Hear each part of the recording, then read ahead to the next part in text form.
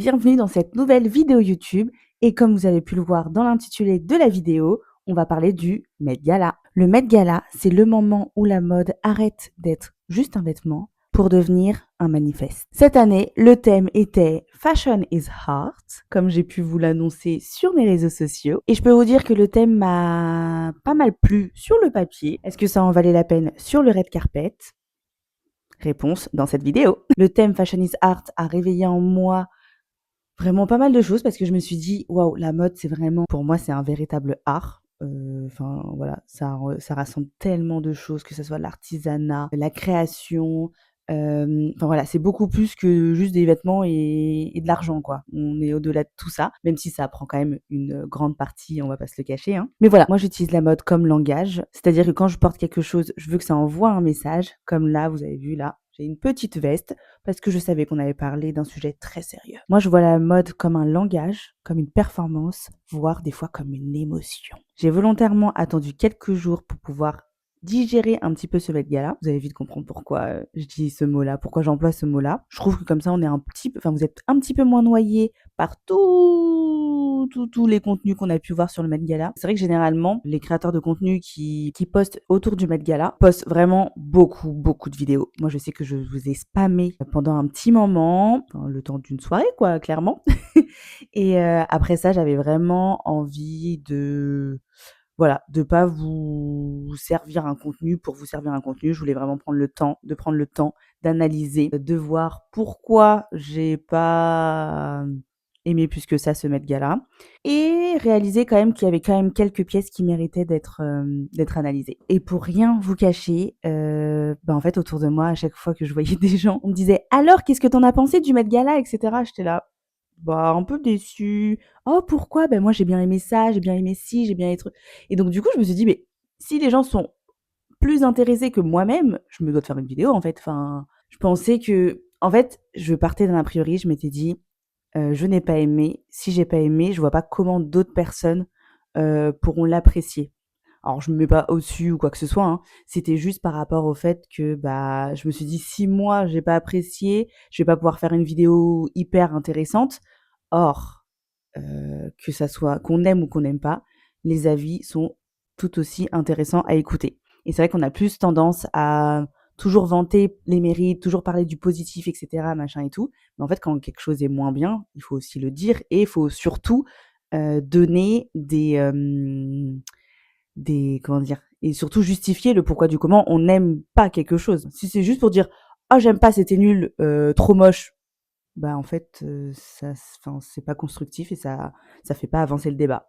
Donc voilà, j'ai pris quelques temps pour pouvoir, trouver les bons mots, pour pouvoir bien analyser les tenues, vous dire ce que j'ai aimé, ce que je n'ai pas aimé et puis, bah, c'est parti. Donc voici mon débrief à tête reposée. Donc avec ce thème Fashion is Art, on voit que la mode devient un véritable musée. Ça tombe bien parce que le Met Gala se déroule dans un musée, au Met, à New York, que je n'ai pas pu enfin que j'ai oublié, je sais pas ce qui s'est passé, mais quand j'ai été pour la première fois et la seule fois de ma vie du coup à New York, bah, j'ai pas visité le Met.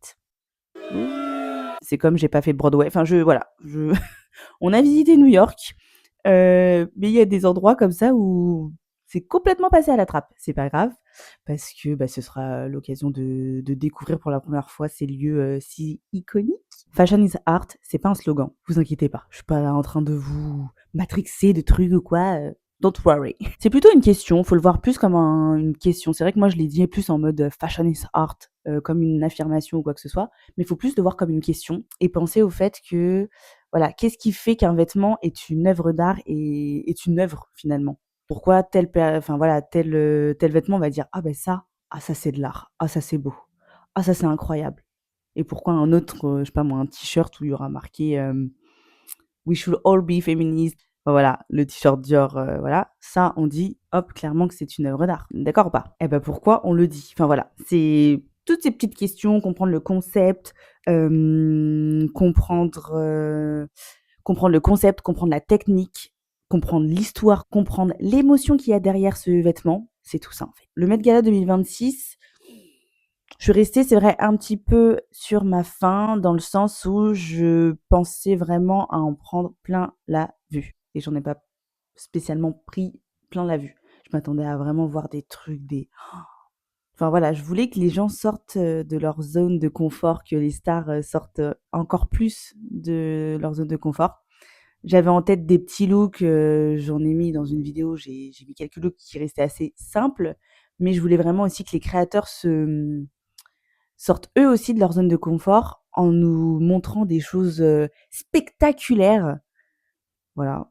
Et pour moi, j'ai pas eu assez le truc du spectacle, mais ceci dit, il y a quand même des choses qui étaient très jolies, hein.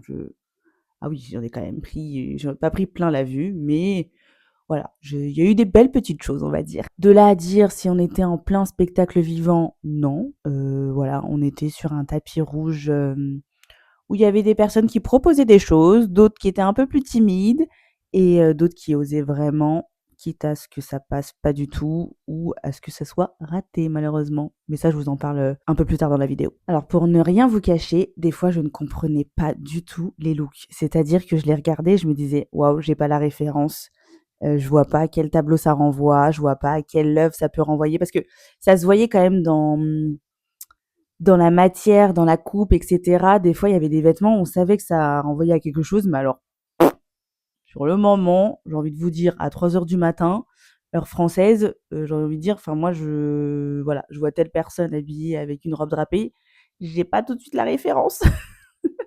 Alors que cette référence était quand même assez simple. Je vous en parle plus tard dans la vidéo. Mais en disant que, voilà, il y a certains looks où je me suis dit, ok, je suis pas fan, mais il y a un truc. C'est vrai qu'il y a des vidéos, il y a des looks, je me suis dit, pas mon style, mais je reconnais qu'il y a quelque chose. C'est parti pour les looks qui ont, pour moi, compris le thème. On va commencer par ce look d'Hunter Schaeffer en Prada, qui renvoie directement à... quand je l'ai vu, en fait, je me suis tout de suite dit, quand j'ai vu ce look, je me suis tout de suite dit: «OK, ça fait forcément référence à un tableau». Je me suis pas dit, que c'était directement, une statue. Direct, j'ai dit: «Non, ça, c'est un tableau». Genre ça sent le tableau. Je sais pas comment vous comment vous expliquer, mais j'ai vu, ça sent le tableau et direct, je me suis dit vraiment: «OK, elle a capté le thème». Mais vraiment alors que la tenue, elle est assez simple, hein, vous me direz, regardez. Bon, je dis simple, mais elle est quand même en Prada, quand même. Une robe Prada inspirée du portrait de Mada Primavesi de Gustav Klimt.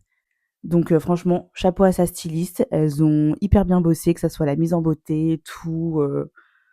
Les canons, quoi. Enfin, ils ont fait un super bon travail. Je valide. C'est Laura Approved. Ensuite, on a quel look? On avait aussi Rachel Zegler en... Je sais plus c'est quoi la tenue. En Prabal Gurung, je crois. En Prabal Gurung, avec les yeux bandés, qui renvoyait au tableau l'exécution de Lady Jane Grey de Paul Delaroche. Voilà. Donc ça, direct, pareil, quand elle est arrivée, j'ai dit, ok, ça fait référence à un look. Après, voilà, je suis pas ultra, ultra fan.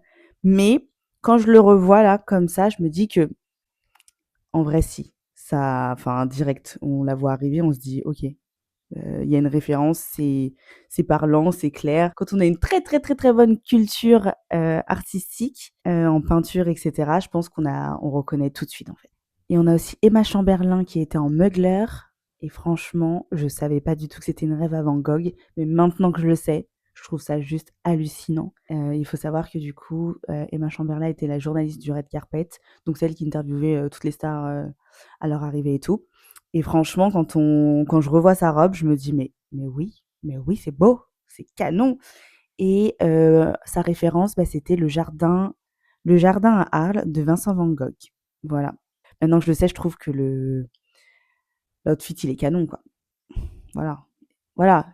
Que dire de plus? Je vous montre la robe, je vous montre le tableau, l'association des 2, masterpiece. Donc bon, là, je vous ai donné quelques looks, mes 3 looks un peu, si je puis dire, on va dire que ce sont les 3 looks un peu iconiques. J'arrivais pas à en choisir un seul. Donc on va mettre, tout ça dans le même lot. Ensuite, je vais passer au look conceptuel. Je vous préviens, ici, on sera sur une mode sculpturale. Le vêtement dépasse le corps, il devient architecture, mais va au-delà de ça, je trouve. Je trouve que c'est un look qui demande pas mal de lecture, qui demande à... Enfin, faut pas chercher forcément à le comprendre tout de suite. Enfin, je sais pas comment expliquer. Je vais vous montrer tout simplement le look et vous allez comprendre. On est plus sur un full look, mais plus concentré au niveau du visage. Je vous montre Anok Ye en Balenciaga qui rend hommage à cette sculpture Our Lady of Sorrows. Et franchement, quand on regarde le beauty look, mais incroyable. Enfin, c'est juste trop beau. On est d'accord. C'est super bien fait. Et moi, j'avais pas compris juste l'arrivée sur le tapis rouge. J'étais là, bon, ok, elle est en Balenciaga, ça j'avais tout de suite compris. Mais j'étais là, ouais, bof. Et je trouve ça bien en fait que qu'elle ait, enfin, que ses équipes, etc., que ce soit styliste et tout, ils aient concentré ça sur le make-up. Parce que, ok, fashion is art, mais on aurait très bien pu faire beauty is art en fait. Et moi, je pars du principe que la mode, c'est un tout. C'est de la tête aux pieds, donc forcément, ça passe aussi par la beauté et par la mise en beauté, par le maquillage, et cetera. Bref, j'ai adoré, quoi. Look 3, look émotion. Ce look m'a touchée parce qu'il raconte une histoire, une mémoire, une culture et moi, ça m'a renvoyé à quelque chose, qui m'est assez cher. Voilà, bon, je vais pas rentrer dans les détails, mais en tout cas, ça m'a beaucoup touchée de voir ça cette année sur le tapis rouge du Met Gala 2026 et il s'agit de Claire Foy en Erdem qui a rendu hommage au portrait de Madame X de John Singer Sargent. C'est un peu la, apparemment, c'est un peu, je connais pas, hein, moi ce sont les termes que j'ai trouvés lors de mes recherches, mais c'est un peu la Joconde américaine. Pour le coup, quand l'actrice a foulé le tapis rouge, direct, j'avais la référence. Donc ça, voilà, c'est quelque chose qui me parlait, que j'avais déjà vu, dont j'avais déjà entendu parler à plusieurs reprises dans ma vie. Donc voilà, j'avais la rêve de la bretelle qui tombe, puisqu'en fait, je vais vous montrer le tableau, sur le tableau que je vais vous montrer, Madame X a d'ailleurs, on sait très bien qui c'est, on a l'identité de cette dame, etc. Bon, bref, là n'est pas le sujet. Dans le vrai tableau, dans la première version du tableau, on va dire, elle a une bretelle qui descend, sauf que ça avait fait scandale à l'époque. Donc, du coup, le peintre avait refait un nouveau tableau 10 ans plus tard. En tout cas, avec cette robe, j'ai tout de suite eu la ref, comme on dit. Donc voilà pour mes quelques looks qui sont pour moi réussis et je ferai un top à la fin de la vidéo. Les looks qui pour moi passent à côté. Alors on a Cardi B en Marc Jacobs, ça c'est vraiment pas passé. Même s'il y a une vraie référence, je vous mettrai le tableau, etc. Non, non, parce qu'on a tous la même idée en tête quand on voit ça. Je vais pas le redire à voix haute, on le sait, on se sait. Et j'ai pu en parler avec quelques-unes d'entre vous sur les réseaux, donc je n'en dirai pas plus sur ce look. Surtout qu'apparemment, la pauvre, elle était malade. Je crois qu'elle avait un rhume ou quoi. Et elle s'est vraiment préparée. Elle s'est vraiment préparée en 10 minutes, quoi. Enfin, un délire. Dans les looks ratés, bien évidemment, obligée de mettre le look d'Heidi Klum. Mais elle nous a fait quoi? J'ai l'impression qu'elle était à sa soirée d'Halloween. Alors, j'adore hein, le fait qu'elle se déguise et tout pour Halloween, qu'elle donne tout et tout. Mais là, c'était quand même pas folichon, hein. Puis elle faisait peur dans Marbre, là, et tout, là. J'ai pas aimé. Franchement, j'ai pas aimé. Même si après, on l'a vu avec Rihanna en train de rigoler et tout, machin.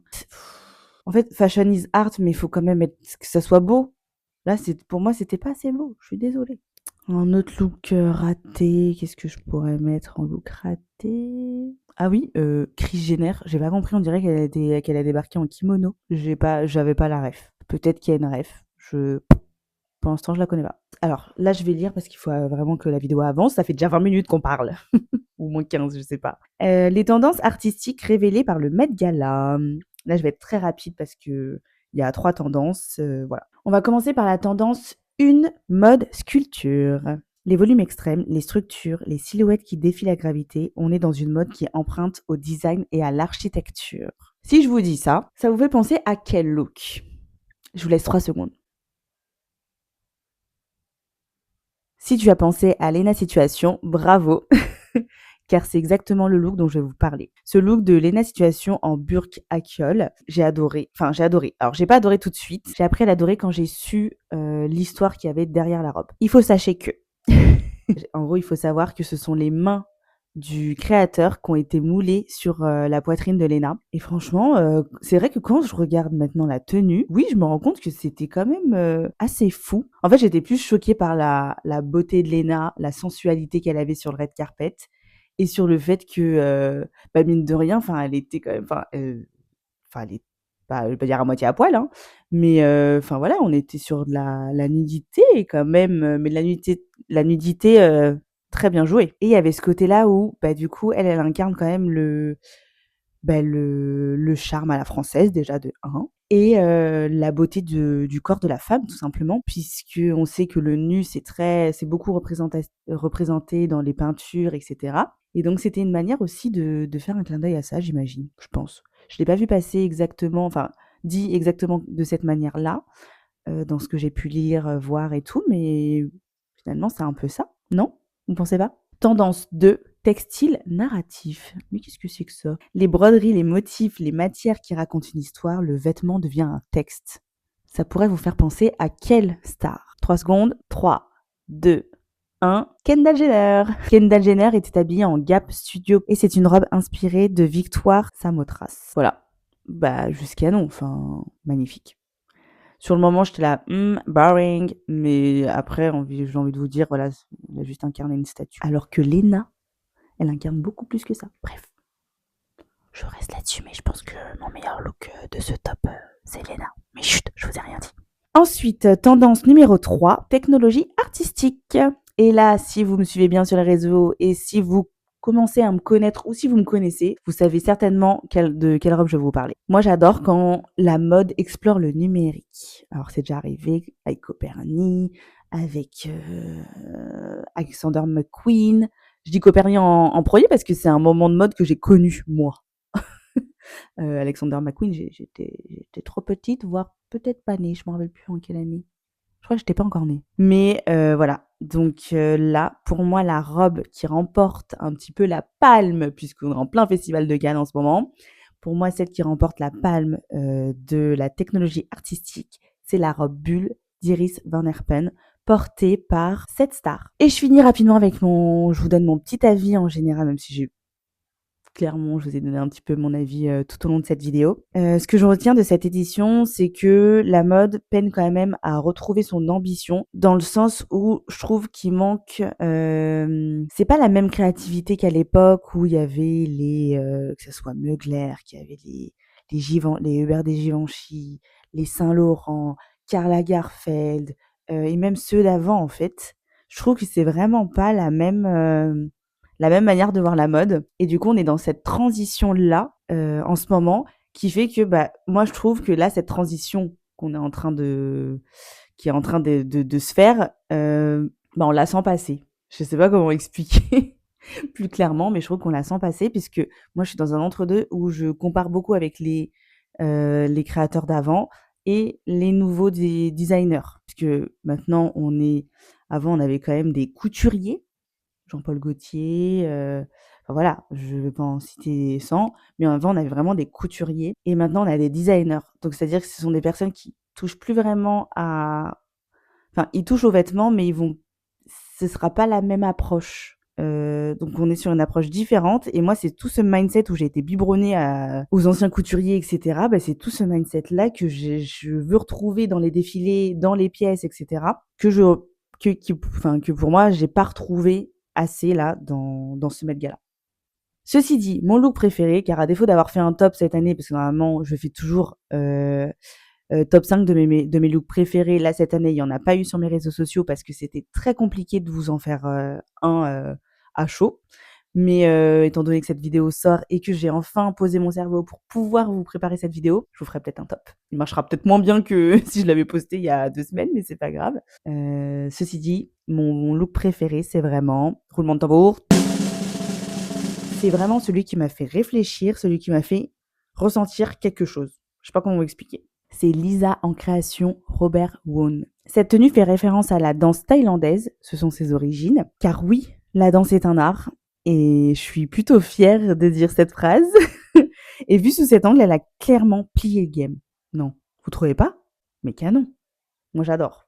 Trop trop beau. Et en plus, si je ne m'abuse, il me semble que c'est vraies mains qui ont été moulées pour pouvoir faire cette tenue. Donc voilà, elle pourra dire qu'elle a ses mains moulées et qu'elle peut les porter quand elle veut. Bon, je pense pas qu'elle les reporte, mais en tout cas, ça fait un très beau souvenir du Met Gala à garder dans ses archives personnelles. Et enfin, le Met Gala est un miroir. Il montre comment la mode pense, rêve et se dépasse. Et voilà pour mon récap du Met Gala. Voilà ce que j'en ai pensé. J'espère que ça vous aura plu. N'hésitez pas si vous voulez que j'analyse un look en particulier du Met Gala. Je le ferai dans un prochain short. Et puis en attendant, je vous laisse commenter cette vidéo, me dire quel est votre look préféré, quel est votre look que vous avez détesté. Et en attendant, je vous souhaite une, très bonne journée, une très bonne semaine et je vous dis à la semaine prochaine pour une nouvelle vidéo. Ciao! Et si vous aimez la mode racontée comme une histoire, n'hésitez pas à vous abonner.